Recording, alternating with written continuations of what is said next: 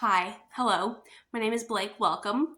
I have here my 25 books to read in 2025. I am very sick, so I apologize for my voice, but I have to push through because it is the end of the year content. And this is the best time to be on BookTube, in my opinion. I love watching the end of the year videos. I love filming the end of the year videos. Most of my end of the year videos won't be up until January because I want to have a true reflection of the year. But I do think it is a good time to go ahead and give you my 25 books to read in 2025. These won't include any new releases or anything. I'm trying to focus on my physical TBR, and I want to particularly focus on series to continue and series that I want to start in 2025. And the first one that I have here is Wind and Truth by Brandon Sanderson. It is a chunker. I am going to be starting this one on January 1st. I did not think I would have enough time to finish it by the end of the year, and I hate leaving books unfinished by the end of the year. So I'm saving it for January. I will be tabbing and annotating as I go, so it'll probably be slow to get through, but I am really looking forward to this release. And avoiding spoilers has been so hard. And on a similar note, I also have books 2 and 3 of The Mistborn, The Well of Ascension, and The Hero of Ages. I have been wanting to read these for years. Yes, I read the Cosmere books out of order.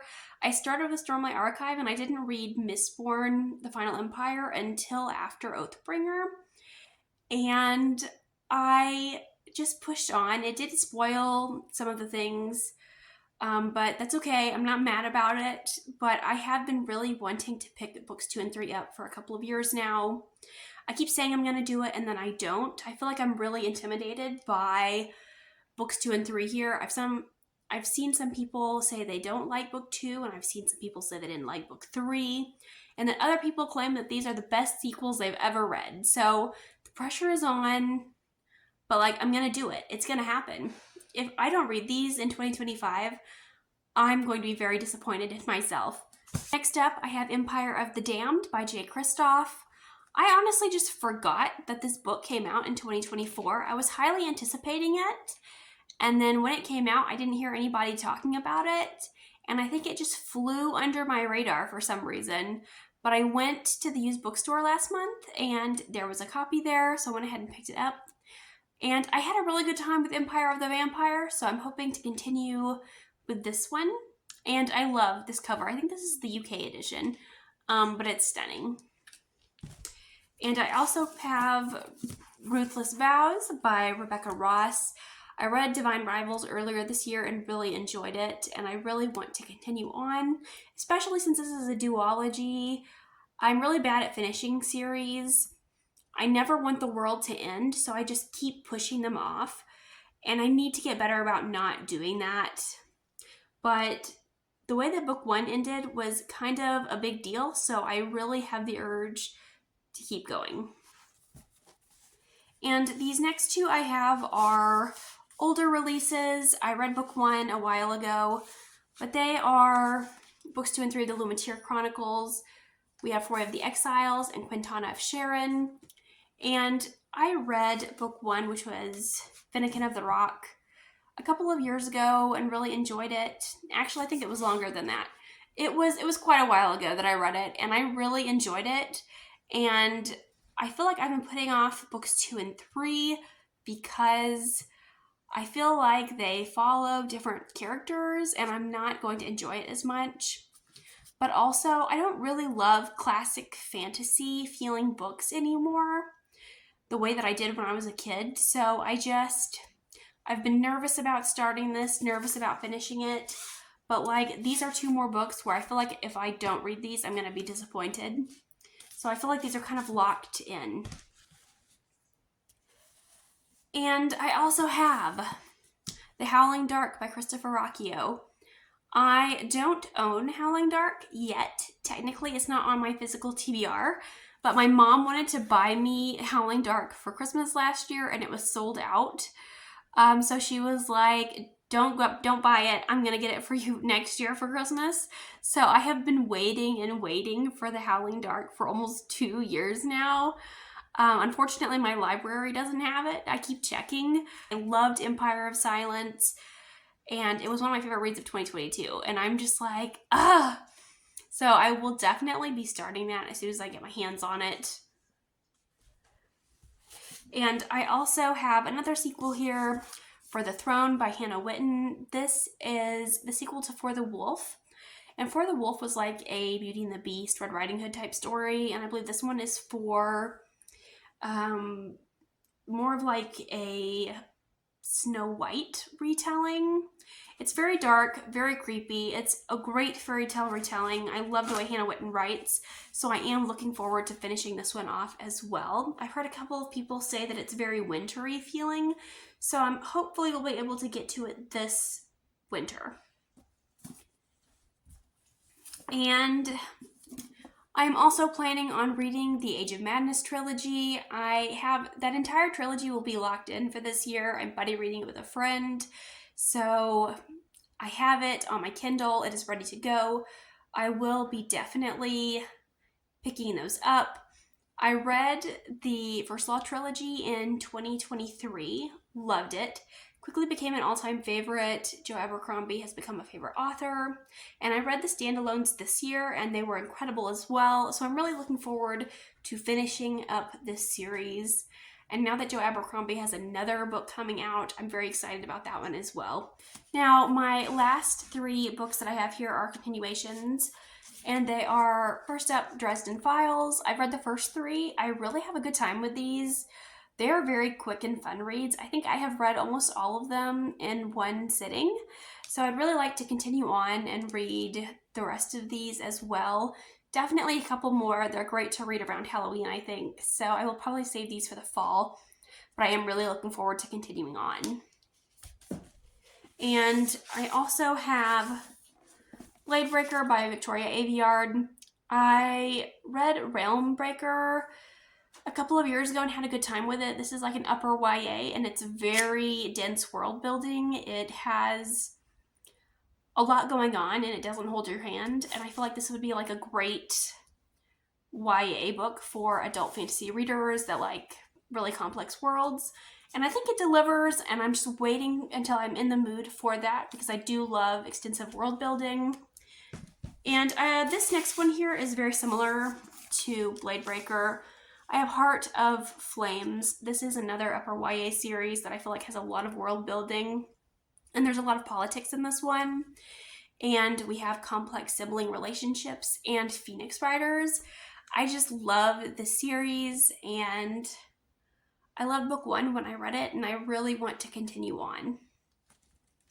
But these next ones are series that I will be starting. And the first one is The Ninth Reign. I have this one on Kindle. I will be buddy reading this one with a friend as well.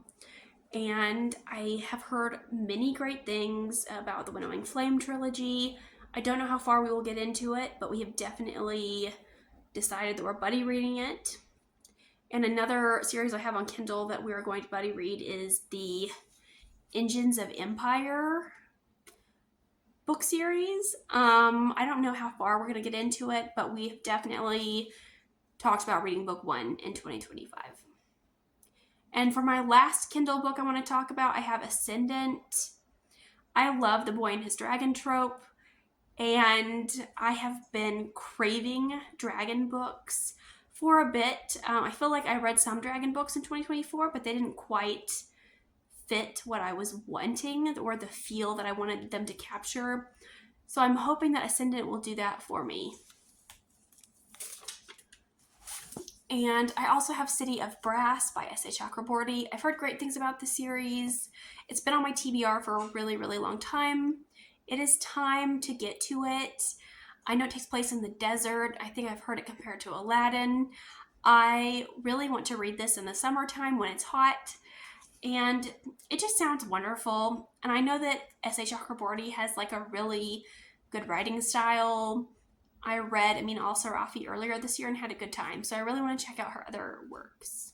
I also have here The Helm of Midnight by Marina Lostetter. This is about a serial killer in a fantasy world, and I have heard amazing things. I've seen so many people give this 5 stars, and I love a creepy serial killer book. I love this idea of relics and items that hold power. That's like a trope that I really like. And I am really anticipating this one. I will definitely be saving it for the Halloween season. And I have A Winter's Promise by Christelle Dabos. This is another book that I've had for a really, really long time. My mom gifted it to me for Christmas many years ago. I still haven't picked it up. It was originally written in French and was translated to English.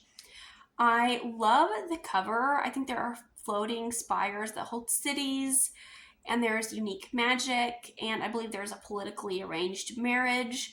So there's a lot of things going on there that I like. I've heard it's very political, and it has winter in the title, so I'm hoping it's a very wintry read because I am a seasonal mood reader, and like this would be a perfect read for winter. I'm definitely hoping that this is one of the first ones that I start with on this list. And up next, I have The Ruin of Kings by Jen Lyons. This is a pretty big series. There are like 6 books in it. I believe I own all of them. All of them were gifted to me by my sister a couple of Christmases ago. Or was it last Christmas? I can't remember. Sometime. I have all of them. I need to read them. I have heard very mixed things about this series though, so I'm very nervous about going into it. But I have heard it's very convoluted. Some people either seem to really love it or really hate it. And I'm very curious to see for myself where I'm going to fall on that scale.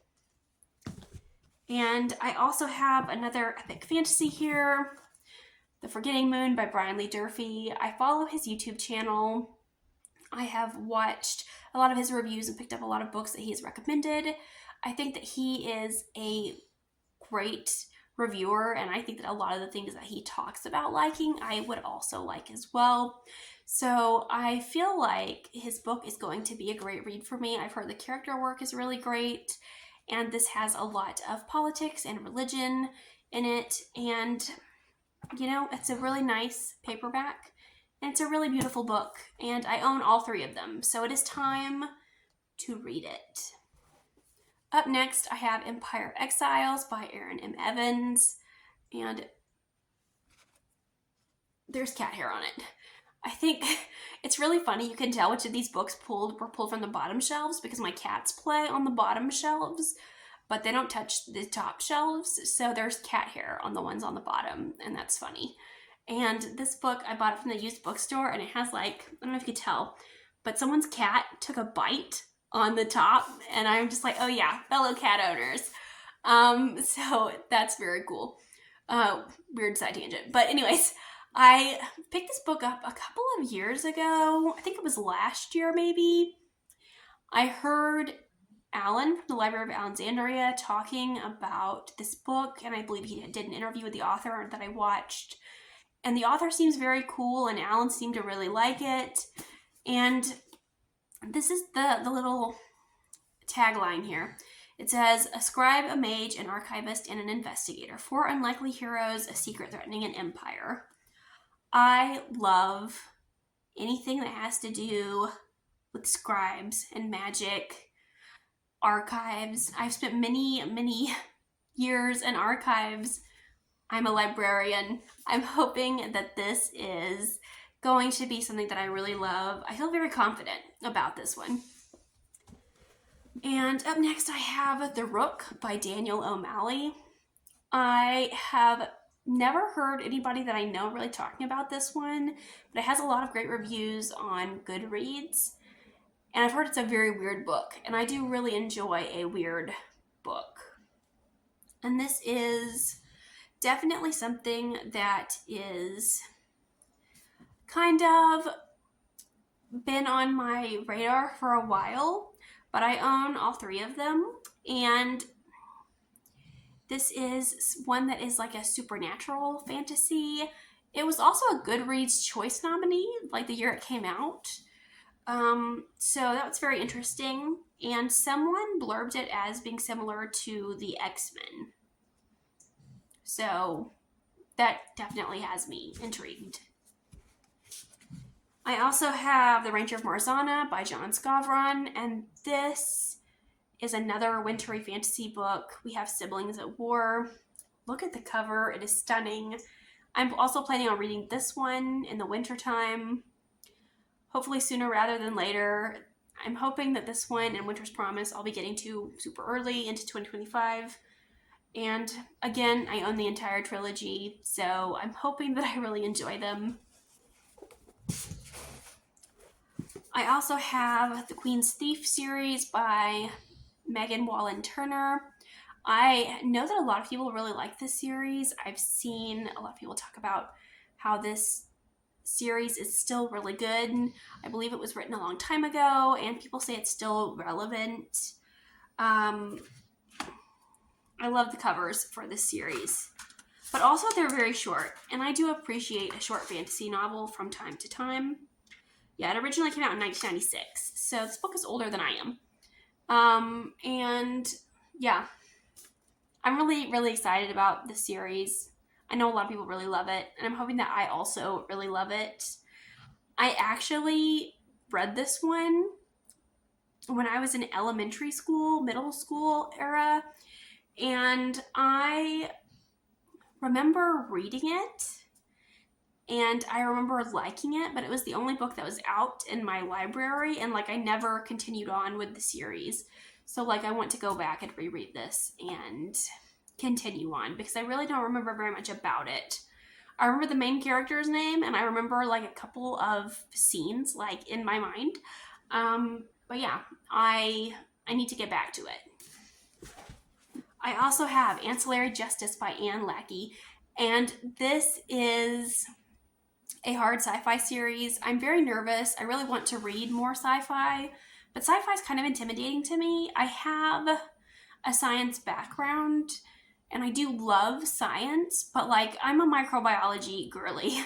And anything that is hard sci-fi, whenever it starts getting more into the physics and the engineering and more of like the math side of things, kind of scares me a bit. But all of the sci-fi books, all of the lighter sci-fi books I have picked up, I have enjoyed, and I do love like a space opera type story. I love Star Wars. I liked Dune. So, I mean, I'm hoping that hard sci-fi will be something that I like. If I can just get over this mental hurdle I have of, oh, it might have math and I might not understand. But I have heard great things about the series, and I've owned it for a while. So I really want to give this a try. And lastly here, I have The Bone Chips by R.J. Barker. I read The Gods of Weirdwood this year, and I really enjoyed it. And I have heard great things about the bone chips. I love that there are these pirate ships that are made of dragon bones. And that's really all you need to convince me to read something. Just bits about dragons. Like anything with a dragon on the cover, in the title, in the story, I will definitely be checking that out. And I'm hoping that this one will be a good beach read. But those are what I have selected. Let me know if you've read any of these. Let me know what you're planning on reading in 2025 because I would love to know. Let me know if I should push any of these up my TBR. And I will let you get on with the rest of your day. But thank you so much for watching, and I will see you again with another video soon. Bye.